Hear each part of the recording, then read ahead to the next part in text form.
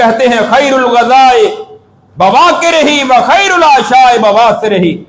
दोपहर का खाना जल्दी खाना इंसान के लिए बेहतर होता है, और शाम का खाना अंधेरा छा जाने से पहले पहले खाना इंसान के लिए बेहतर होता है। दोपहर का खाना जल्दी खाना, और शाम का खाना हमारी तरह नहीं कि शाम का खाना रात 11-12 बजे खाया जा रहा है, बल्कि ये फास्ट फूड वाली जो कंपनी है, ये जो हमारी जो नई नर्सरी है, ये तो रात 2-3 बजे तक चलता है फास्ट फूड। या बाहर देख लिया करें कि फजर के लिए नमाज पढ़ने के लिए आते हैं तो वो फास्ट फूड चल रहा होता है। फास्ट फूड वाले नाराज ना हो जाएं, ये तो वैसे ही बीमारियों का घर है। चलो हो भी जाए तो क्या बात है, हक बात तो कह देनी चाहिए ना।